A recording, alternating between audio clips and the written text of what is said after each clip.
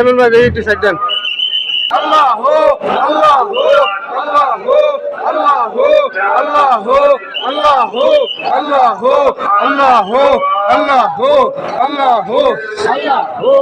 আল্লাহ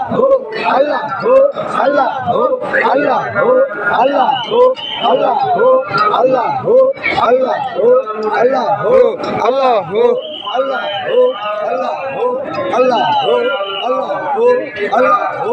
আল্লাহ